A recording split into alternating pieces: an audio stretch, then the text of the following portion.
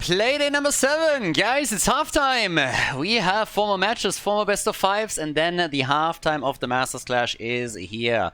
Heroes of the Storm, everybody. Battlefield of Eternity is our first map today between Inting for Ruby and 30k. Right now, 30k is a third place, actually tied with the Donuts. Both of the teams have the exact same match and map score, but since in the head-to-head the Donuts were able to win the series, 30k is currently third place. But you of course also know what that means. If today on this playday, on the 7th playday, 30k is able to get a better score against their opponent than the Donuts do against theirs, then 30k would take over that number 2 position. So right now we're looking at our first map, of course, Inting for Ruby. They've only won 2 single maps this season, but you can definitely see that there's a lot of improvement going on with the team. One of the problems, of course, is that now on the last play they go up against 30k, which is definitely a powerhouse and one of the top 3 teams in Europe, meaning this is going to be an uphill battle right from the start.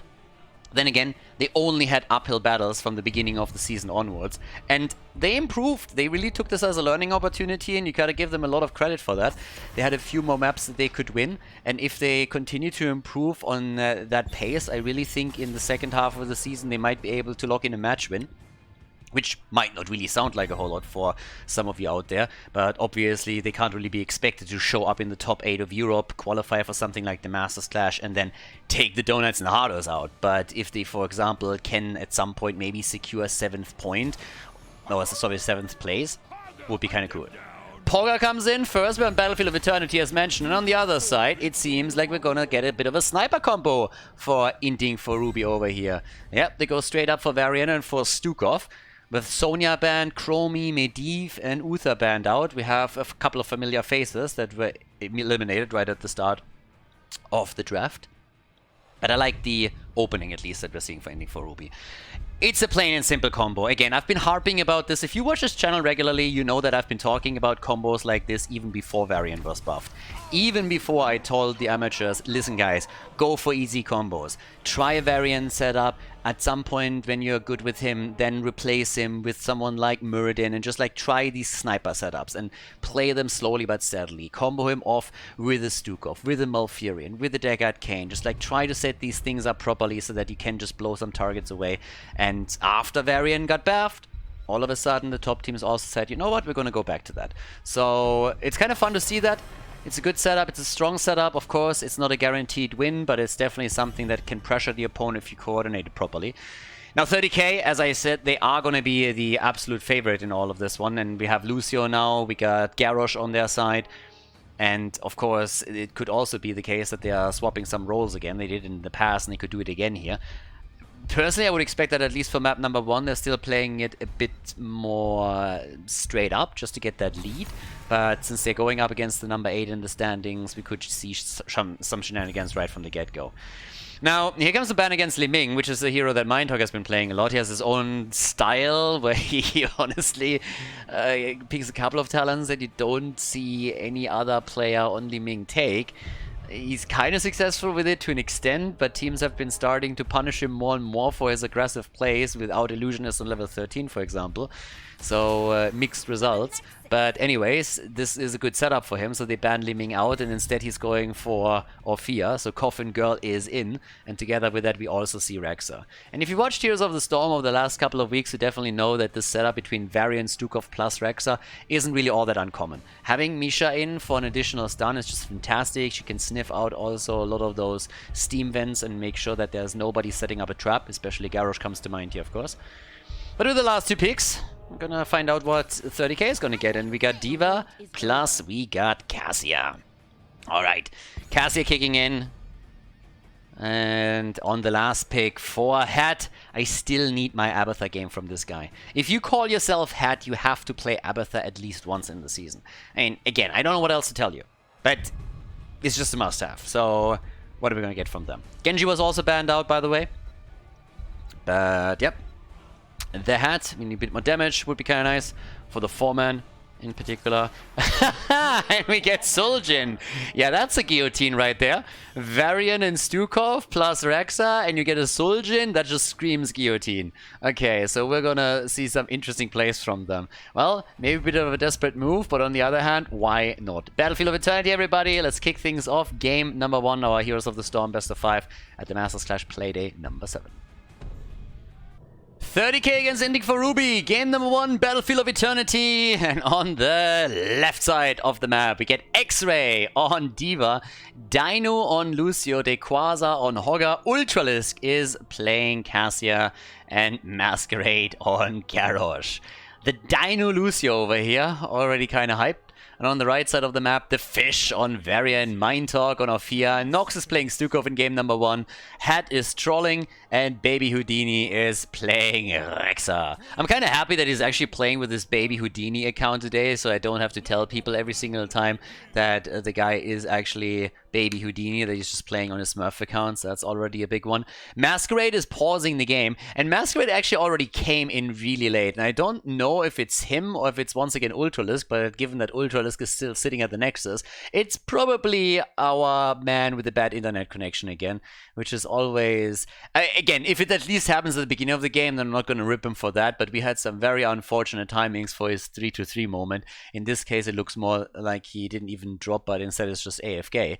Either way, we got our role swap in, but of course the one thing we really want to talk about is Hat over here. He's playing on the level 1 with the Bone Slicer. No balls, baby, not going into the Headhunter. To be fair, not really a build that I would recommend in a normal game. So what's the problem with Suljin? Well, Suljin is amazing in brawls, in ARAMs. The problem that he has whenever he's played in a normal game is that usually you won't be able to get a lot of stacks for your baseline. So normally you're playing around the stacking process. You have one on level 7, you have another one also on the baseline, and you're just trying to get as much damage in over the course of time, and then towards the late game you're an absolute monster and you can just kill everything. But if your opponent knows that, they traditionally don't give you that many opportunities on the higher level of play, so it's more difficult to get any kind of value out of Suljin, and I think this is something that 30k is now going to try and do over here. Now what is noteworthy is that with the Varian combo that we are seeing on level 4, we're going to get the taunt, which actually lets me to believe that we're going to see the guillotine on level 10 for Suljin. Usually I would more advocate into Taz Dingo, which is kind of neat and always a bit of a last resort panic button. But if you are already thinking about sniping something and you can set the target up not only with Varian but later on also with the virulent reaction on Stukov, then of course it just stands to reason that you would go into a setup that can dish out even more damage quickly, and that's where the guillotine comes into play, and then you can blow the target up just immediately. So that's going to be what we're going to see from them. And honestly, with that, if they can stack Suljin, it would be kind of nice. The one thing that is neat is that whenever we have a fight here in the middle of the map, Suljin should be at least able to get some additional hits in. So that's maybe where we can see some additional stacking happening. And if you're not really familiar with the hero, that one of the most important things is that you get the 15 stacks at the beginning. Because once that's the case, you also have an additional increase in the basic attacks, and that's then much easier for you to get those auto attacks in. But he needs to also be very careful that he stands behind Misha, Rexa, that he is not getting too close to the action at the front and just allows Varian to tank a little bit for him so that he gets the easy hits in.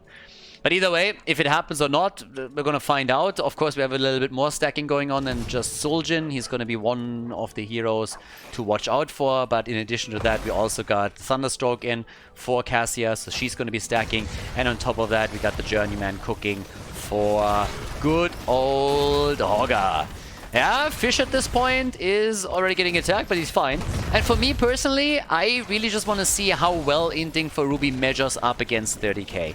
I don't believe that they have a chance to win the best of 5. I think they have a shot to win maybe a map, but even if they don't, just seeing how they perform here is going to be kind of important. And for Hat, it's really down to the mechanics. He needs to be able to weave in these auto attacks continuously, making sure that he gets the stutter stepping right, that he always gets an attack connected whenever there's a fight happening without being exposed too much to the opponent, and especially not to Masquerade, who's of course going to try to set up kills for the team. Now, since all of this is unfolding at the bottom, we'll see how they're going to do that. You have time. If you're playing with Suljin, the late game is your friend. Cassia, of course, is in a similar spot. Suljan already gets attacked, but Masquerade, first blood, there we go, baby. Nicely done, and a few Mahats coming in from Mahat. Yeah, well done. So they get the kill against Masquerade, went a bit too deep to try and set a kill up against Suljan. And of course, they use the opportunity right away to go for the camp at the bottom of the map, and I like it. It's a small window that they have, but they use it perfectly. And that is about as good as it gets. And look at the minimap, because at the same time we already had Rexa moving down to the bottom as well, and they are now switching things up. So Rexa is taking over at the bot lane so that they can move towards the top in an attempt to get the second camp. But of course 30k already sniffed that out, and instead they're going for their Shaman camp.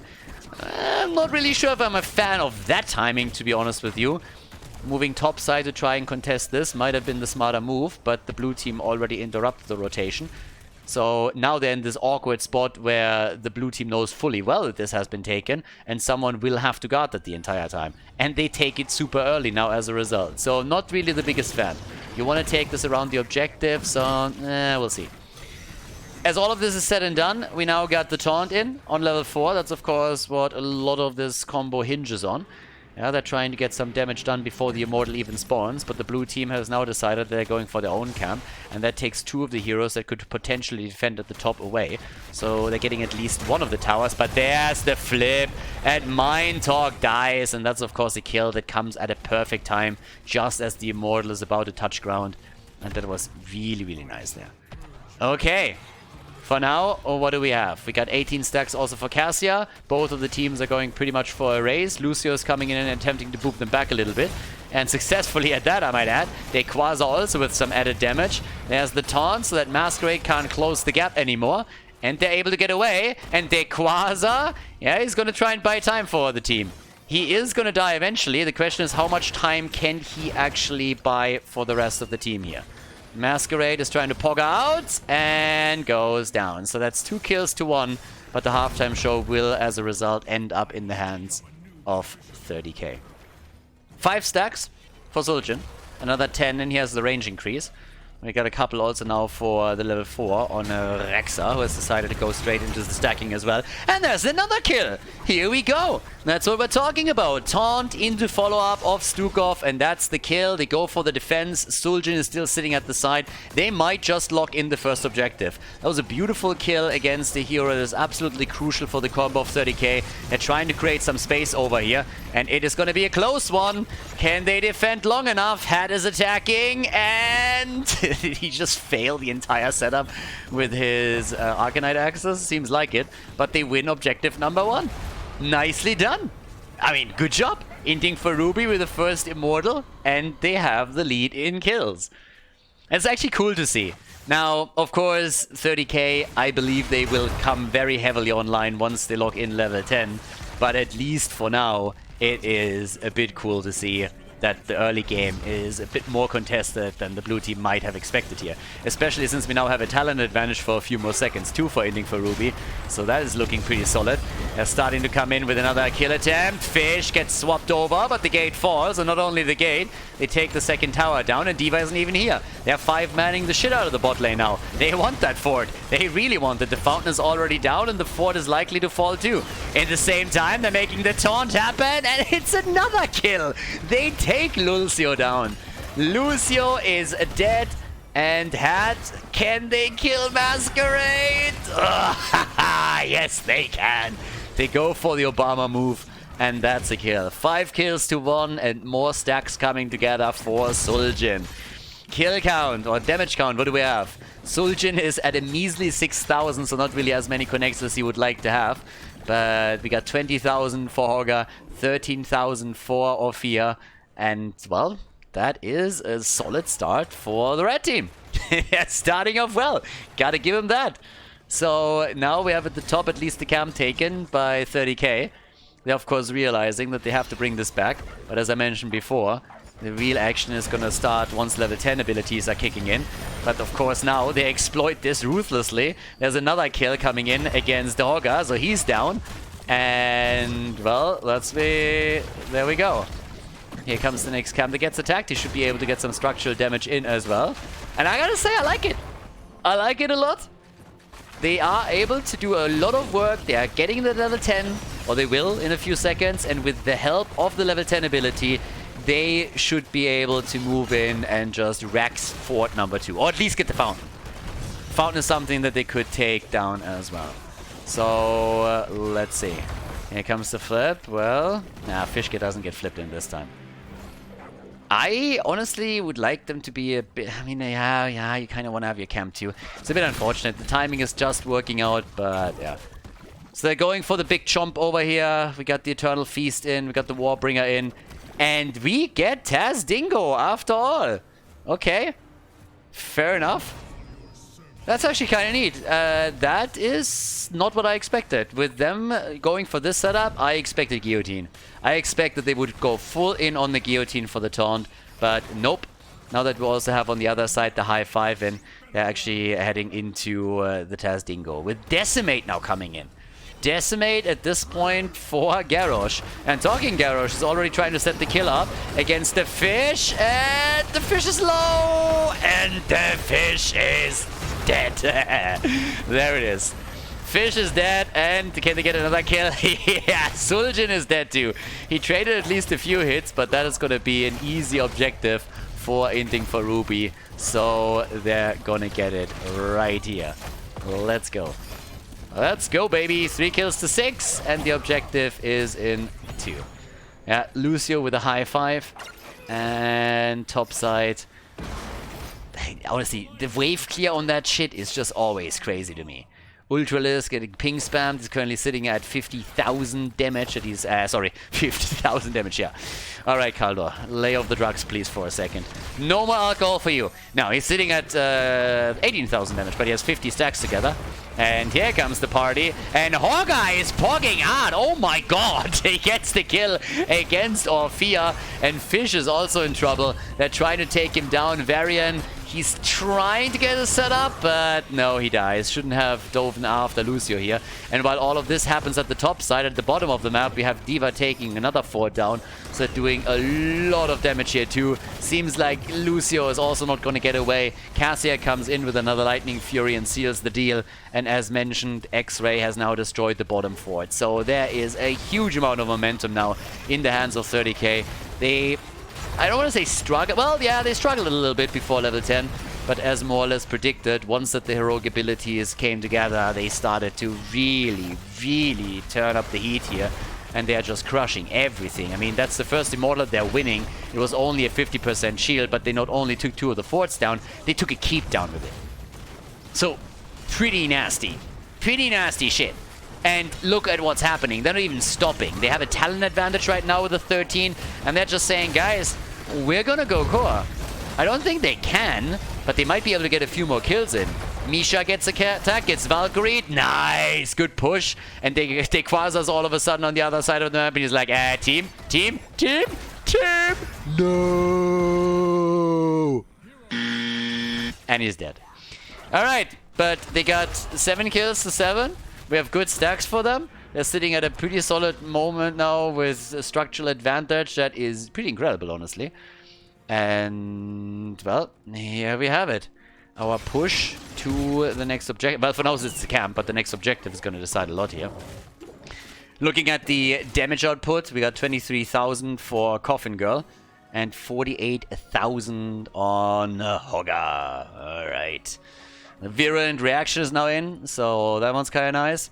And yeah, it's going to be an eye-level fight on the next one. What about Hat, though?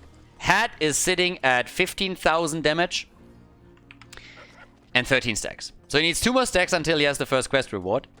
Full-on auto attack for him. No Arcanite access on level 7. And instead we're now getting the Eye of Suljin.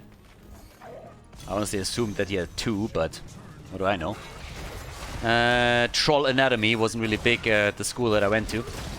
Anyways, Trolling on the other hand, that's a different story.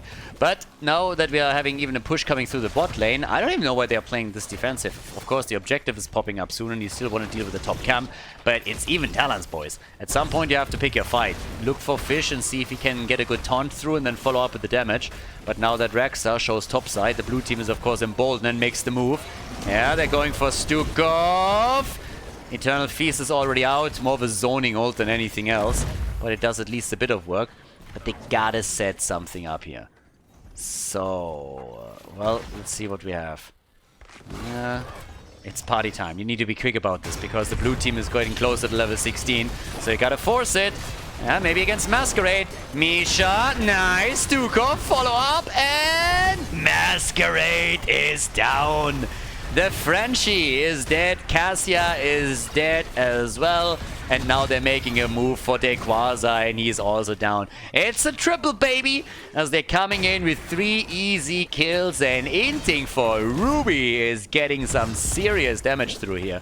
Now they are, of course, going for the halftime show, but look at Suljin. 17 stacks for our boy. That means that the extra range is in, and therefore you have a much, much easier time keeping yourself safe and getting some additional shots connected.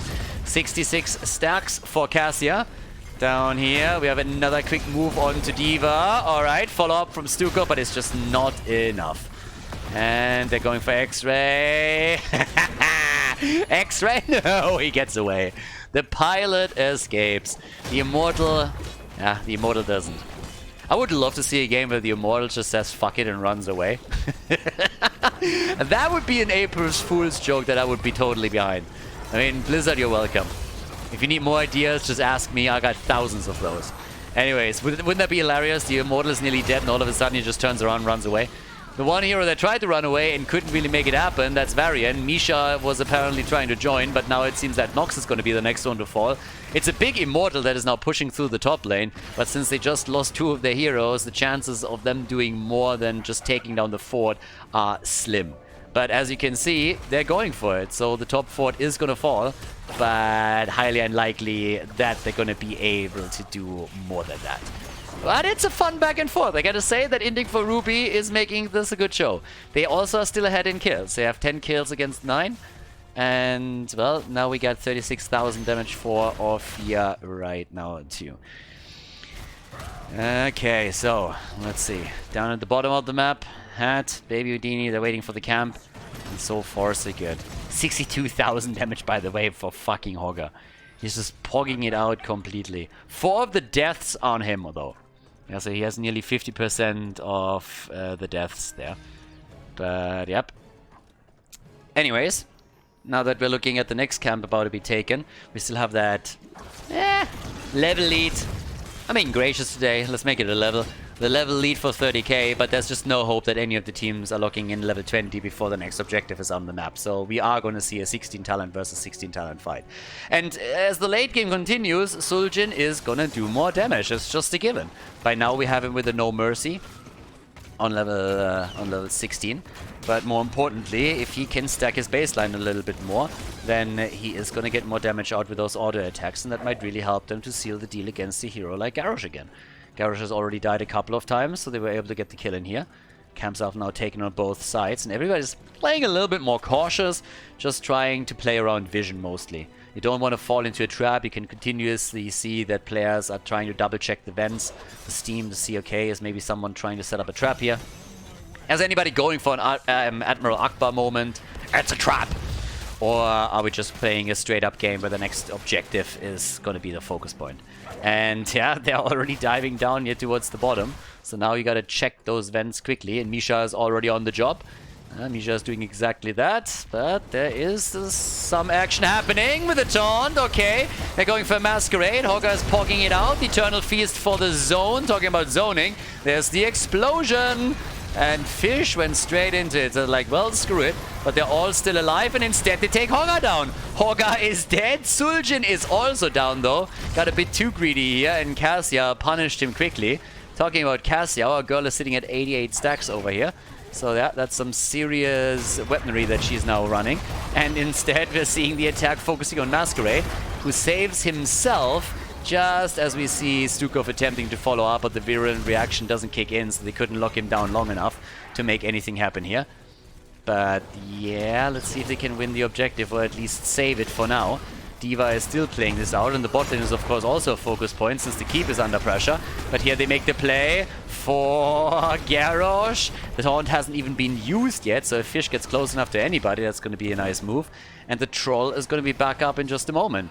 The stacks on Cassia, then again, are starting to become a bit of a concern because our girl is sitting at 94 stacks, which puts her at 53,000 damage. Doesn't really put her on par with Hogger, but at the same time, she is second highest damage dealer in the game now.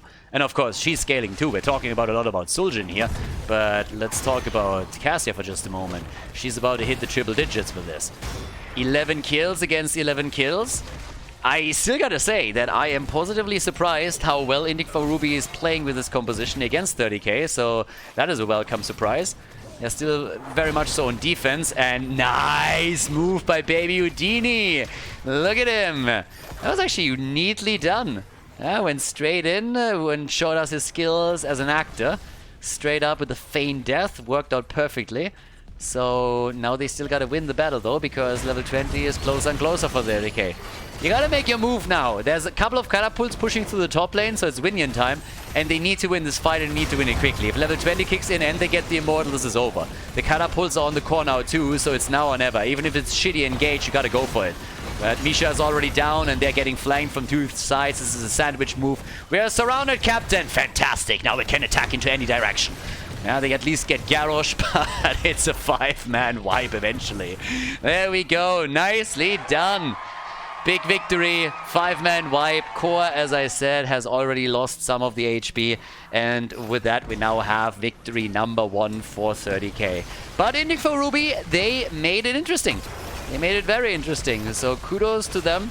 But of course, 30k, they are the ones to lock in the W in Battlefield of Eternity, our first Heroes of the Storm map in this best of 5 series at the Masters Clash. Well done, GG, and well played as we are about to head into game number 2 of this Heroes of the Storm series. Before we head into game number 2, make sure that you subscribe to the channel if you haven't done it yet, so you don't miss out on any future content here on Khaldor TV. Game number 2! Okay, everyone, we got Infernal Shrines as our second map, and Inting for Ruby, they took map choice, and therefore first pick, first ban goes to 30k, who also have the lead in this best of 5 Heroes of the Storm series. Now, there's another thing that I, by the way, have to talk about, and that is that right now, the last update that I got, because obviously we're in the regular season, right? Halftime, we have 14 playdays in total. We're at the halftime now. After that, we're going to have playoffs, and then the idea is that there's going to be an offline final. And that offline final would then be in France. Right now, the last update that we actually got is that it seems this offline final is going to take place. So if you ask yourself, well, why don't we really know? You might have missed that in the last year. I know not everybody is aware of this, depending on where you live. But last year we had a thing that's called a pandemic. It's pretty much like when you have like a virus and stuff, you know. So it was a bit of a bigger problem, and it was called COVID, by the way. And that made travel pretty tricky. But now it seems that at least in the month where the grand final is supposed to take place, I think that's June or July, that the final is quite realistic. So that's the last update that we got from the Masters Clash. They were always aiming for that offline final, but of course they have to see how the situation evolves. But at least at this point in time, it seems like the offline final is going to be very, very likely. Either way, just as a bit of an update for you guys, so that would be taking place in France, if I'm not mistaken, in Paris actually. But let's focus a little bit at the regular season here. It was just a bit of an update. Now we got Hogger, and we're actually getting an Oriel over here. So Sylvanas and Lucio are also in. Same bands as we had it in the last map, by the way. I mean, exactly the same bands. And here comes Cassia. Okay, Oriel. The man with the whip. Are they switching roles again or not? And are they maybe seeing something even a little bit more crazy? But yeah, on the other side, had with Sylvanas, and we got Lucio. They picked the map, so they might have something else planned. Dibbles gets banned. Good choice. Masquerade's Diablo is a bit annoying, but let's see what else we're gonna get here. Okay, on the bans, what do you ban against them? And we still got Baby Houdini. Yeah, Hogger is already taken, okay. Uther, Fish is not gonna lock that in either. They're banning out Malthael. Fair enough. Okay. Malthael is being taken out. And it is time to go. I want to see something a little bit crazy. Don't give me something too insane, but give me something I mean, even if it's just, like, you know, something like a Khaldor to look that in, it would be kind of cool. But I honestly don't believe that that's going to be the case. We still have enough heroes that pack a punch on the map that he can take here. You want to have some AoE, of course. They don't have a side laner yet either. There's Blaze kicking in, Johanna. That fills already both of those roles. You got Jojo, you got Blaze. The side laners in. And there is our man. Okay. Cho'Gall, baby! Cho'Gall, baby. We got Ultralisk and Equaza on Cho'Gall. Yeah, that's gonna be interesting. That's also one of the reasons why they banned out Malthael. Now, you could still go into Tychus, of course, but that is... You can definitely see that 30k is looking at this saying, like, alright, it's the last Playday of the first half of the season. We are up against the number 8 in the standings. These boys have only won 2 maps, and we believe we can make this happen. But instead of Tychus, we get Mindtalk on Orphea. Okay, so he's gonna play the schoolgirl again. And with that, ladies and gentlemen, we're headed into game number 2 with Cho'Gall for 30k. So let's check it out. Can they win the second map, or is Inting for Ruby gonna lock one in? Let's head straight into Infernal Shrines. Game number 1 was a success for 30k. It was a bit closer in some situations than we might have expected. Inting for Ruby didn't play badly, but now we have the second map, and there's a lot of confidence headed into this one since 30k decided they go for the big boy. X-Ray on Hogger, everybody. We got Cassia played by Dino, Masquerade on Oriel, Dequaza on Cho, and Ultralisk on Gal. Yeah, Fish is playing Johanna. We got Mindtalk on Orphea. We got Nox and Lucio Hat on Sylvanas. And at this point, it's Baby Houdini on Blaze. So, there's a lot of confidence here. They're pushing through the middle, and in the meantime, the red team, and not being impressed, they're just saying, okay, we're going to rotate around Cho'Gall a little bit. We're just going to take some structures down. This time, they back off a bit earlier, a bit sooner than they usually do, and I really like it, because it means that they're not losing any heroes. When it comes to level 1 talents, we now got the Neural Stim Pack for Blaze. We also have the Calloused Hide for Cho, and Gal with the Taskmaster over here.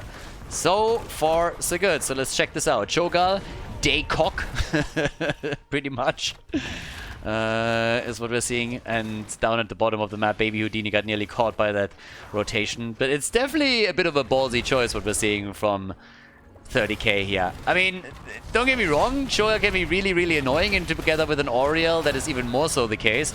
The interesting part is also that Inting for Ruby did not opt for playing with, let's say, Tychus, but just said, okay guys, let's play it out with Orphea. That's what we're gonna do here, and that's pretty much it. So at the top, there's still pressure. They are trying to react to it by simply defending as much as they can right now. Of course, we still got Cassia stacking from the back, as Cho'Gall is getting most of the damage in. But with the rotation down here, Dano finds himself now in the mid lane, at the bottom of the map taken by Hogger. Mindtalk still with the pleb horse over here. Yeah, and it's party time. We're gonna go for the first objective, and of course you gotta ask yourself, at some point, do you always want to go for the objective, or with the Cho'Gall on the other side, do you, for example, attempt to just simply push a few structures down?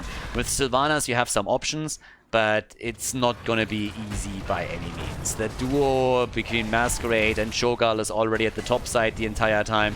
They're also trying to chase at least Dino a little bit here. Here come the level 4 abilities for both of the teams. Mid lane, bot lane are now both getting pressured, and it's even more so a problem in the middle of the map, as you can see here. With level 4, we now got the Seared Flesh, and we got the Rising Dread, as the repeated offense is coming in. Masquerade, he is playing with the whip today. And honestly, if I would picture any one of these guys with a little bit of a private sex dungeon, then it's definitely Masquerade. Not only is he French, but he also frequently posts pictures of himself in a bathrobe on Twitter. So if anybody is practiced with a whip, it's definitely going to be Masquerade. So it doesn't surprise me at all that he's going to be the one playing Oriel in this case. And yeah, I mean, the best, honestly, there's only 2 types of people that are really, really good at playing Oriel and landing the whip. And that is either you are a direct relative of Indiana Jones or a big fan and you run around with a hat and a whip, or you have a little bit of a sex dungeon. And that means it's either a French guy or a Republican, one of the 2. But as it stands, no kills in this game thus far, and with that we're heading now straight into our first battle over the objective. And here we go. Little bit of a Poga move already, and honestly, that is a bit of a shitty zone to move into. You got Hoga pogging around, and at the same time there's also Cho'Gall. It's a bit dicey. The fish gets attacked. Johanna just dipped her toe in and says immediately, like, fuck that, I'm out of here, boys. Moves away, and there is that. But to about... Oh, yeah, what? They're all alive. The only one that dies is Jojo. Jojo is the only one falling. This is actually amazing. I thought at least 3 of them would fall. But instead, it's only Blondie that goes down. And now we got our level 7 talents. So now we got the push straight back through the bottom of the map with the objective. Up at the top, we haven't really seen a lot happen because the camps pretty much cancel each other out. In the middle, there's still a bit of pressure happening, but down at the bottom of the map, it's all about the defense, and that is not really working out thus far. Cho'Gall is just sitting here, and he has the big booty, baby! He has the big booty, and he's putting it straight into the Instagram picture. The problem is that Whip Girl is now down. Masquerade was trying to go for the French defense, but he couldn't run away quickly enough. So he dies, and he didn't even die to a hero. He had to just die to the fort itself. So kind of symptomatic too. Now, the Punisher also wants a piece of the action, and Nox has to be a bit careful because he got pummeled. And now we have our little setup. This one down, middle of the map. This is getting attacked too. Fish is already on the run. But yeah, it's a fun one. You gotta take it with a bit of a grain of salt, obviously. Yeah, Cho'Gall is already sitting tight here. And Baby Houdini gets whipped into the corner. Nice! And has apparently no... Well, he's of Devil Vibes as well. Had no intentions of moving past the wall for a long time. But they couldn't take him down either. It's amazing to me that we only have 2 kills in this game. And here we go. With that, we now got 15 stacks for Cassia. 11 for the Journeyman cooking. Who knew? Who knew? That Hogger can cook. Like, I had no idea. Seriously, I had no clue. But apparently he's pretty good at it. So, level 10 abilities are going to come in next. I'm currently waiting for that. And that's already a bit of damage against the... That's always annoying when they're trying to snipe your fountain. It's one of those sneaky moves on the map that kind of works out. But then again, here comes the attack against Cho'Gall. Nox! He gets away. Cho'Gall! Cho'Gall! Cho'Gall! And he gets out. One good jet propulsion is all that you need, but Baby Houdini doesn't connect it. Yeah, Ophia is down, and Baby Houdini is like, oh crap. He is completely stuck behind enemy lines and gets obliterated too. And here's the level 10 ability. Nox is trying to get away. Okay, is already zipping out. Won't be able to catch him any longer.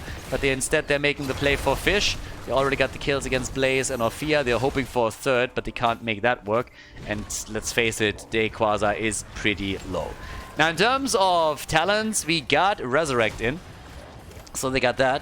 Resurrect has already been taken. We have, in addition to that, also the Hordepold, and we got the Hammer of Twilight. Once that Cho'Gall drops the hammer, that one is going to be over. High 5 is in, and we got the Bunker drop. There it is. We're up at the top. X-Ray is already sitting tight. Does Bunker make Blaze a conspiracy theorist? Is that actually a thing? I never really thought about it until now. But if you're a guy that has a pocket bunker with you, you must be one of those flat earthers that thinks that the government is gonna unleash something and just like gonna take you down, right? Like, he must be one of those guys. If you have a pocket bunker, there's no other explanation. Sylvanas is down, by the way, so that's the end of the War Chief. Up at the top lane, X-Ray is attacking another fort here, and since nobody seems to care, Blaze reacts way too late. There's that. Honestly, the narrative around Blaze makes even more so sense if you are now double-checking what he is actually using as his mount, because he is going full on for the Mad Max mount. So yeah, he is definitely a fan. He is rooting for the apocalypse. He has his bunker, he has his Mad Max mount. What else do you need? I mean, the boy is prepared. He's just let the apocalypse come, guys. I am ready. I am ready and fully fueled. Lucio is down, got actually whipped. And yeah, the Resurrect, of course, brought Decock back, which is our dear Cho'Gall down here. Now, looking at the damage output a little bit, we have Gal on 24,000, top damage in the game, but Coffin Girl is starting to get a little bit closer. There's 2 forts that have now been destroyed, and the red team is just playing defense the entire time because the blue team is on the march on every single lane, more or less. We have them going for the objective as Cho'Gall is still pushing the bottom, and Cho'Gall coming in again for Sylvanas, and the head is dead. The head is down, that's that. Valkyrie misses, but they have a talent advantage, and Hogger wasn't even here, so he's taken the objective in the middle. They're trying to go for Mind Talk, and the chase is on. I mean, damn. They really wanted Ophia. So, yeah, there we go. Masquerade, he wanted to recruit Ophia for a sex dungeon, so the kill comes in with a whip. At the same time now, they're going for Baby Houdini, and it is a bloodbath over here. They're having some fun. Baby Houdini is also down. That's 8 kills to 3 right now, and the situation isn't getting any better. The problem is that during all of that, we still have the mid lane being pushed. I mean, again, Hogger is pretty much forgotten from all of them. Hogger is just in the middle. He's like saying, guys, whatever you do, guys, I'm going to go for the objective. I heard that those are pretty important in Heroes of the Storm. You guys play your League of Legends bot lane setup. I'm going to go middle. So I'm mid. He's soloing mid at this point. And he's doing work, but they are also getting more damage in at the bottom of the map, which results maybe even in a double keep if this continues. At this point, they're already easily moving in for keep number 1, and technically they could even try to make a play for core. But as it stands, we have now another kill coming in. Sylvanas comes back and is dead again, and they are just crushing it.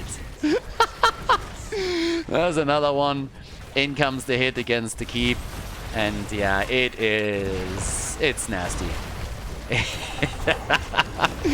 Oh, maybe no. Can they get some? Can they get some kills? Mindtor gets attacked, and the schoolgirl is dead again.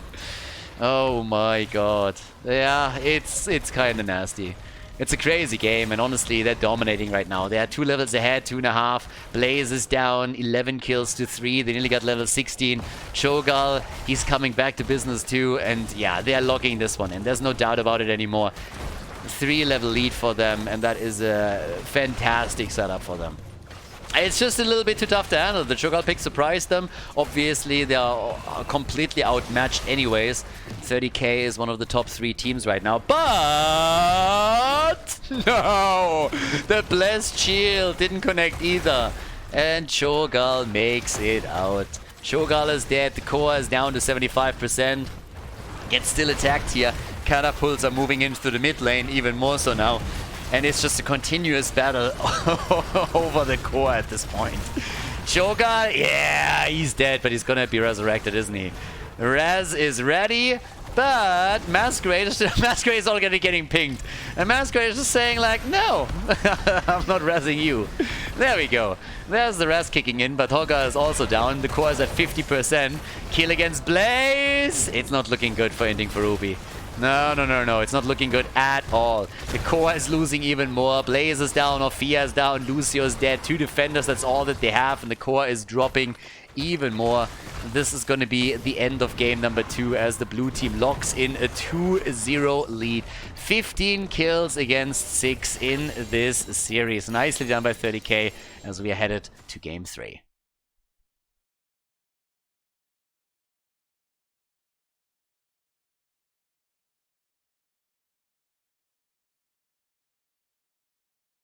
Alrighty, Cho'Gall was successful, 100% win rate right here. Now again, as I said, this is of course a map or a match where we have a bit of a gap between the 2 teams, and Inting for Ruby came in and said right away, listen guys, we don't even want to have the first pick, we go for map choice again, and this time we would like to play Tomb of the Spider Queen. So that's what we're going to do now. But there is obviously a 2-0 lead, and a very good chance that 30k takes this one too. So I guess same bands again. Uther, Medivh, Sonya, Chromie, probably again. Anyways, now that we're heading into the 3rd map, we'll find out if Inting for Ruby has something else planned, but you can already tell that 30k is looking at this game and is saying like, guys, we are so far ahead of them. Let's have a little bit of fun with this. Let's pick some stuff that people don't expect. The chat earlier has already demanded that they want to see a Nova. I really think that's where 30k draws the line and says, ain't happening. Maybe if you get the the Judgment Material in or Octograb Murky and combo it off with an Orbital Strike and force that Hinterland Blast, we can look at a Nova, but I think it's unlikely. Interestingly enough, Sonya was let go because they said, okay, we gotta prioritize Hogger. And instead, Sonya gets instantly first picked, so they seem to be very happy about that. But with Mind Talk locking Zarya in right away, plus Lucio, that's also quite a few Geals that they already want here. And you can really tell, well, with Zarya, it is going to be one of those 4-mans that's going to be a bit more nasty.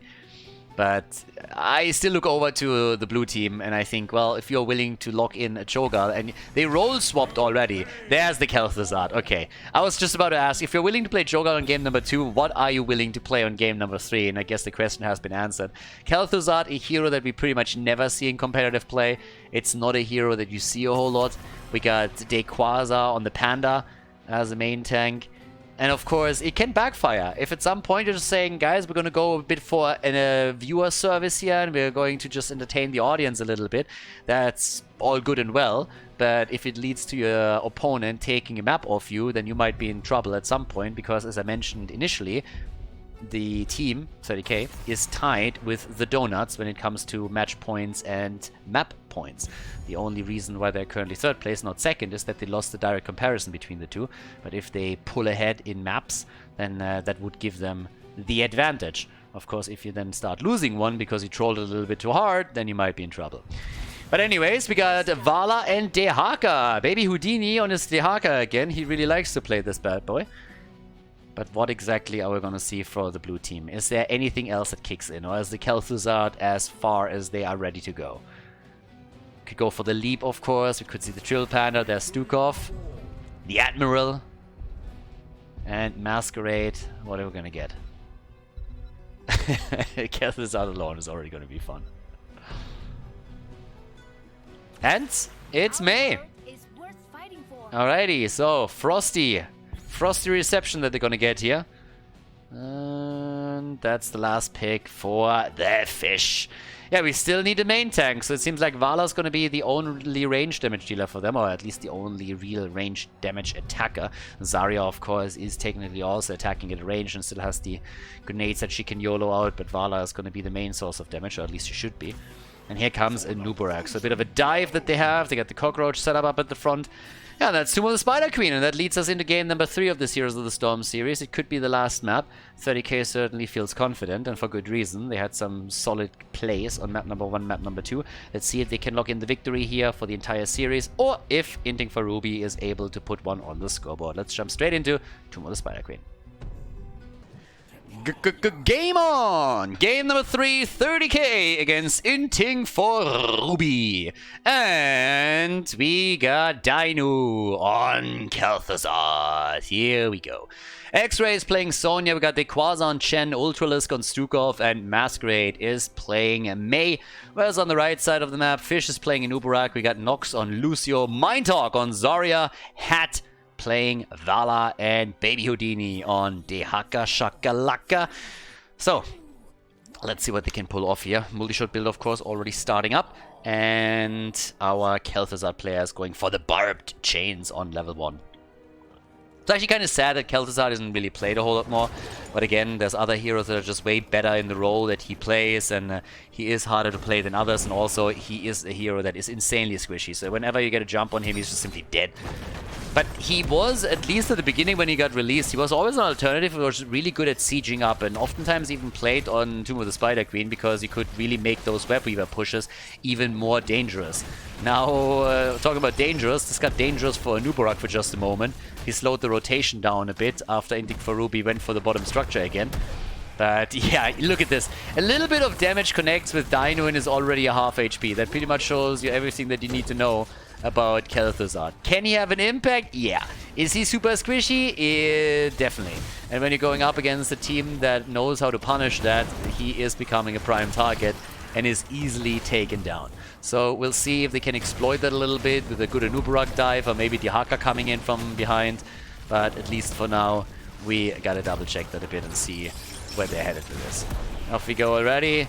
Khaldor is starting to slowly move in. And talking about slow, Mei is of course helping out with it too. So you have two heroes that are pretty decent at simply controlling the space here.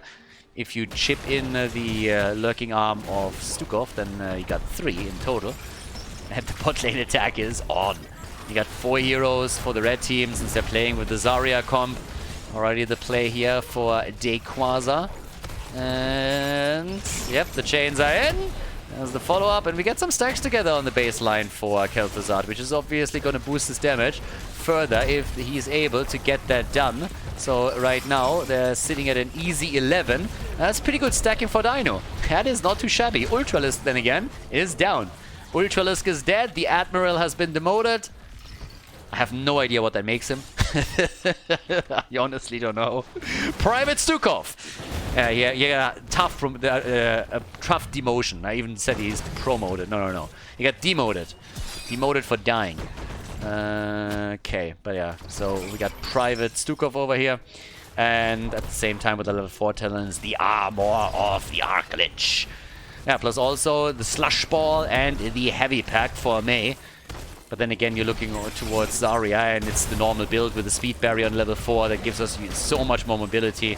And it just allows you to make plays. Not only can you save targets much easier, but you also allow someone like Hadon Bala to chase the target even further. Yeah, talking about chasing, at this point, the only one that's doing the chasing is actually Khaldor. He's at 16 stacks already. He's really starting to get the stacks in. I mean, damn son, if he continues that pace, he's soon going to be completing his baseline and then chipping in the real damage. Now, Ultralisk is low again, but it seems like he's going to get out, and instead they're focusing Mindhawk down, and he dies. So, Mindhawk is eliminated. That's also a bit of an experience lead that we now have for 30k. Yeah, they're trying to go for the fish, but he should be able to escape, and indeed he does. Bit of a turn-in attempt here by Dehaka, so Baby Houdini as the side laner at least is able to get rid of all of the gems. That's honestly worth a lot, but if you're looking at the minimap, you are quickly realizing that there's a lot of control already for the blue team, and I mean, they're diving behind the wall to get a kill on a Nubarak. That was honestly born out of desperation a bit since Chen jumped over, but that's an easy kill to pick up, and they are now controlling the middle of the map completely. They're a bit behind in turned-in gems, but that's mostly because they abandoned the top lane for a little bit. Generally speaking, they are doing great. They got the early level 7. That also means that we got the chilling touch over here. And yeah, with the lurking arm. No low blow on level 1, but the follow-up on level 7 going into the growing infestation. Honestly, with someone like Stukov, whenever I see the growing infestation, does that sound sexual to you? Is there a little bit of sexual innuendo there? I mean, Blizzard, really? The growing infestation for someone like Stukov? I mean, I can't be the only one that hears that. So, I'm not quite sure of Blizzard, but this one, isn't this one PG-13? I really think you guys need to be a little bit more careful how you name your talents. Anyways, Mindtalk gets attacked too. Gets the shield out though, but they're not giving up on the kill yet. And instead it's a drag against Shen. Panda abuse! Peter has been informed! Dequaza! And he gets out. The kill! Nice! Nicely done. They get the kill against Chen. Good job. I honestly thought he would be able to escape, but no, that was solid. Now we got 26 stacks.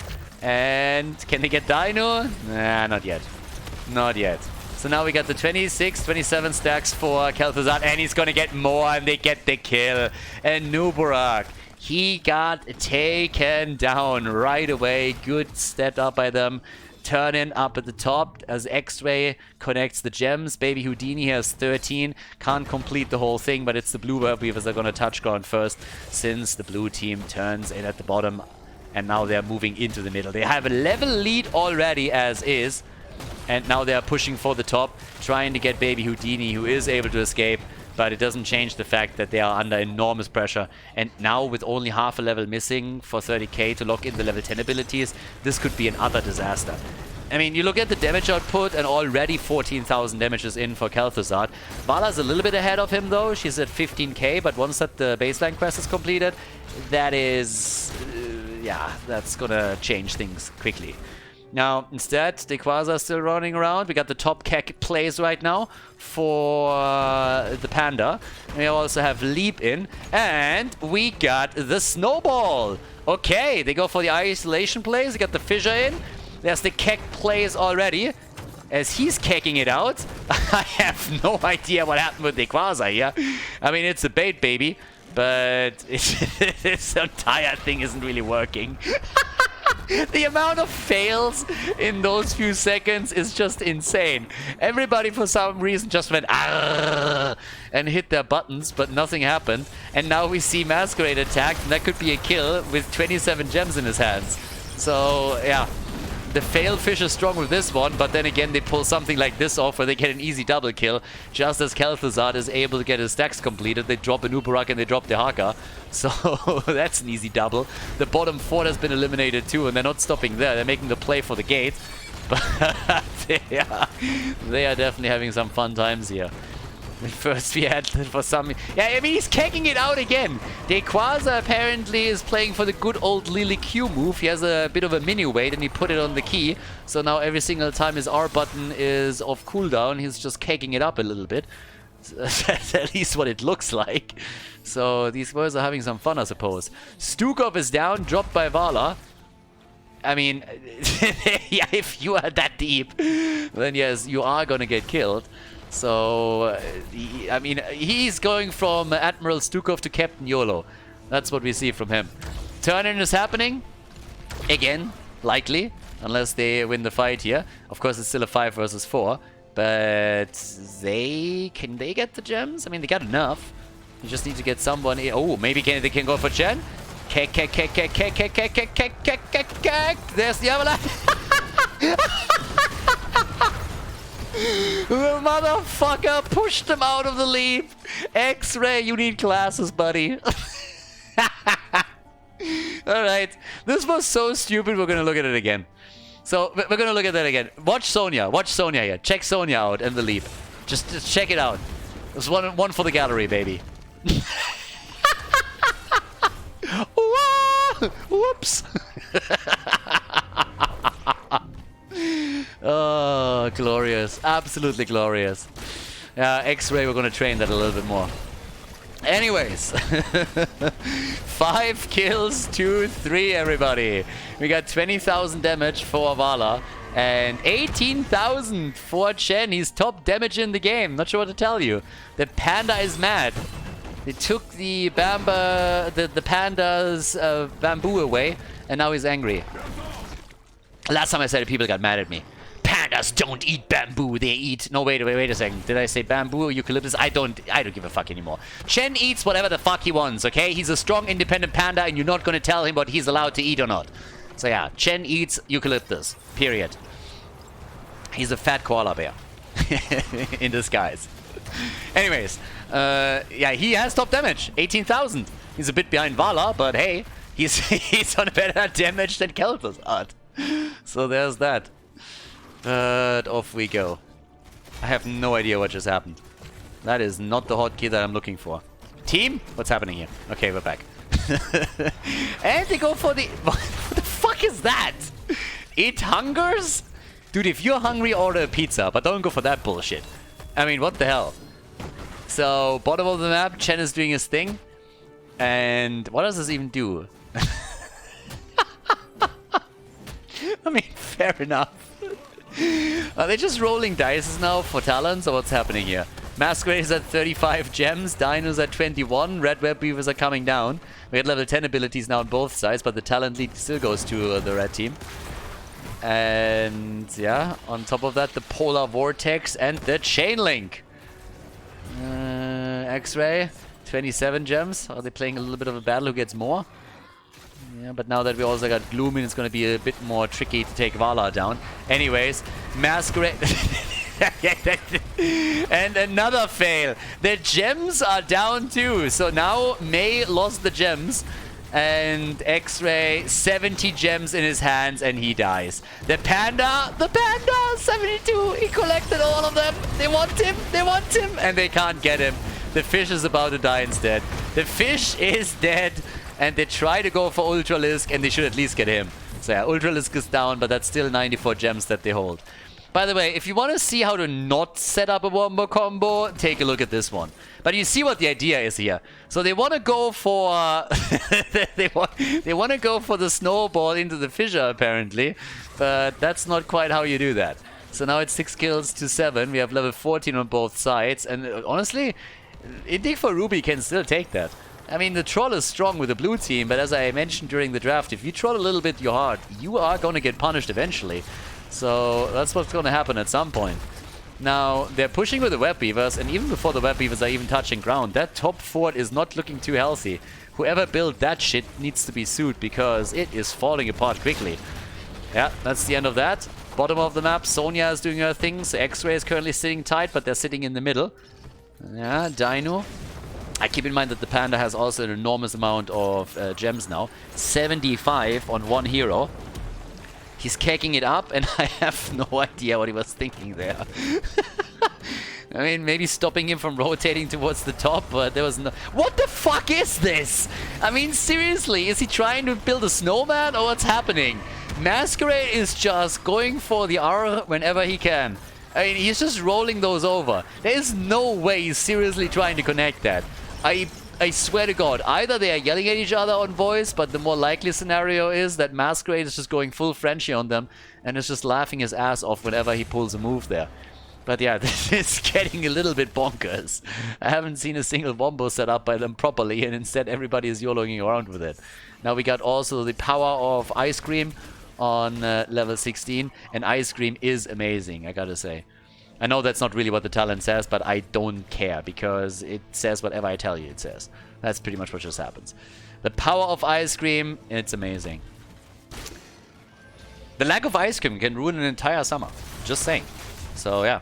Manticore is in. So we got that.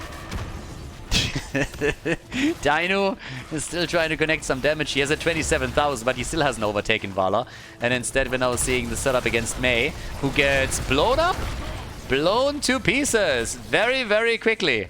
And Ultralisk is already moving away. Everybody else is just taking the camp. There's still one pushing through the bottom of the map. That's the Siege Giants that they claimed earlier. But from a structural perspective, Inting for Ruby is slowly taking the lead. So, yeah. That's that. Now, same time. Up at the top. X-Ray is still YOLOing around here. 136,000 siege damage. Oh, oh, oh. 75 gems. Yeah, but not like this, baby. Not like this. You don't want to run into Dino and give him the extra damage. I mean, that last move alone already gave him several thousand damage points. He's slowly starting to overtake Vala if this continues. And yeah, they need to kill Dino at some point. There's 125 gems that the blue team holds now. 120 fucking 5. They go for Chen again. Yeah, there's the keg. He might die. He's dying now. Chen dies. Chen, how did he get out there? Finally, there's a hit. There's a stun. Stukov follows up, but there's no damage. Something's always missing with this combo. Every single time. Sonya, if she was here, she could have maybe pulled off a quick leap. Instead, she's trying to rotate in from the top and going for head, but that might be the end of X-Ray. X-Ray went a bit too deep and gets saved by Stukov for just a moment, but then Stukov goes down and the cocoon, and now is probably going to die as well. Yeah, they're making the play for Ultralisk, and goodbye. No way. Is he getting out? There's no way. Nah. Stukov is dead. The guy says 9 kills to 7 in favor of Inting for Ruby. And then Vala gets sniped by Khaldor. Alright. Dino is still on it. The fish is moving back here. Same time now. Yeah. 75 gems still for Dequaza. The jump, and Mind Talk is dead. 78 gems for Dequaza now. Our boy, he's holding on to them. Okay, and here's the turn-in. Dequaza is finally done. Solo turn-in, baby. There we go. Nice. Congratulations. So they're able to turn the gems in. Dino still on the chase. 27 gems in his hands, 38,000 damage in total. He's, by the way, the only one in the blue team that hasn't died in this game yet. On the other side, Stukov hasn't been dropped yet either. But, of course, yeah, it's it's kind of fun. 9 kills against 9. How many, you ask? 9.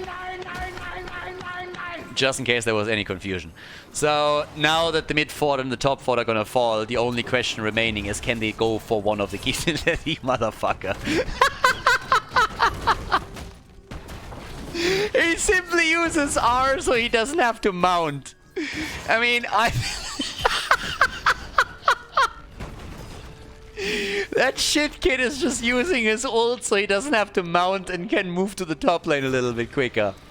It's like, Dequaz and Masquerade, they're trying to find out who's the bigger troll here. It's kind of insane. Now, bottom of the map gets still pushed. Mid lane, they nearly defended it, but down here the gate is already done. So, yeah, that one's over. And I still can't believe that, Chen. It's like, is that not how you use it? To move faster? I thought that's how you use it. But yeah, anyways, we got the crater. The crater is in. Bio explosion switch, the might of the Scourge. And on top of that, we currently got the big one. Alright. Let's see what they can pull off with the crater. They got a level lead now. In an ideal world, we would get the 20s on both sides. But yep, here we go. Dequaza with the 30 gems. In total, they have 91. They could easily turn it again. But it seems like they're going to try and get some kills before that even happens. I'm just waiting for the crater jump on X-Ray. The question is, can X-Ray hit anything with it? Yeah, well, it's too nice. The washing machine! The washing machine! Yes! There it is! They went worth it. They lost Sonya. The washing machine successful. They got it set up. They pulled it off. And here it is again. No! I overrode it.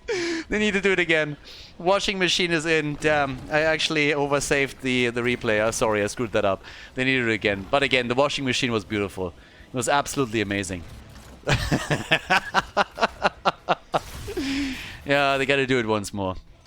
I can show you guys later, but still, unfortunate. I was too excited. Pressed the wrong button over here.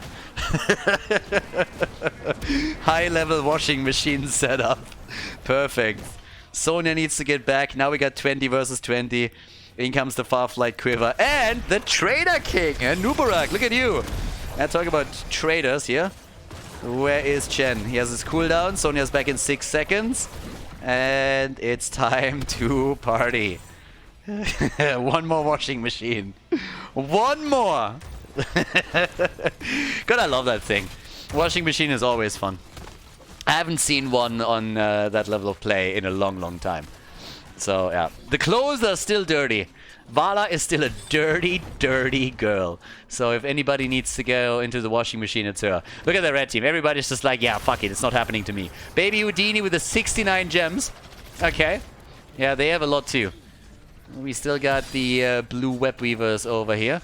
But it's all about X-Ray. Look at X-Ray and Dequaza. They're so close, both of them. They just stay next to each other. Here's the setup. There it is. There it is. No, not the cocoon. Save Chen. Where's the leap? Yahoo!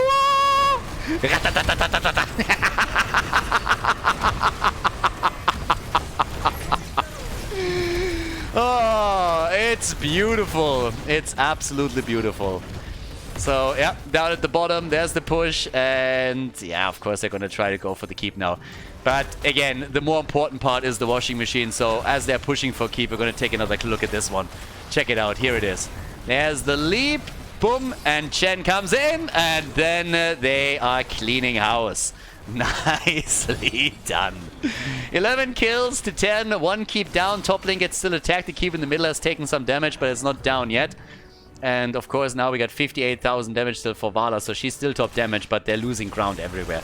If they get another turn in, I mean, honestly, they might even have a chance to take some structures down too. They have still 74 on Baby Houdini. Not a single boss was taken in this game either, so that's still totally open. But yeah, they're going for it. By now, we got the second keep down, the third keep has just fallen, so that means that only the core is open. Kel'Thuzad is still the only one that hasn't died in this game yet. Sonya sitting at an easy 200,000 siege damage, by the way. So, yeah, X-Ray. And with all of that, we now have the core getting attacked.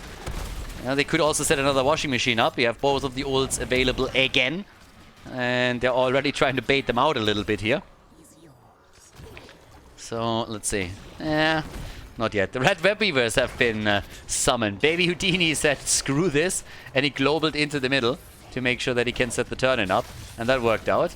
They're still stunning this out, but Sonya is looking for the leap. Sonya! Are you gonna get the leap? There's the drag. Yep! Whoa! And... Yep, that's the proper washing machine there. And a double kill. And a 5-man team wipe in just a second, but we're gonna have another look at this masterpiece that we just saw down here at the bottom. They are cleaning the entire team up. Yeah, Mind Talk is getting safe. Oh my god, that is a massive shove. That is the biggest shove that I've seen in a long time. Whew. Baby, ever since the last time I looked in the mirror. That is nasty. Not bad, my friends. 3-0, ladies and gentlemen. 30k takes down Inting for Ruby, as they are pulling off the washing machine combo, and they're also locking in another 100% win rate with Khaldor as their hero.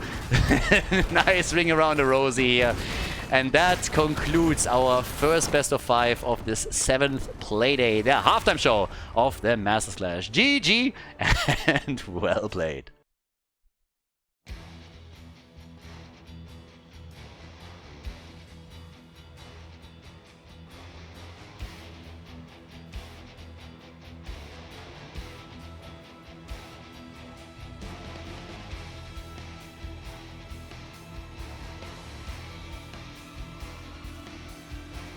Thank you everybody for watching the video today. I hope that you enjoyed the show and the commentary.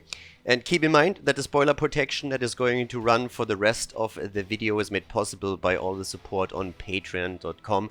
So guys, if you want to support my work, if you want to help me start new projects and keep the spoiler protection in place, please consider heading over to patreon.com/Khaldor. There's also a link in the YouTube description, and check that out. Thanks in advance, and see you guys next time with more esports coverage here on Khaldor TV. Have a great day.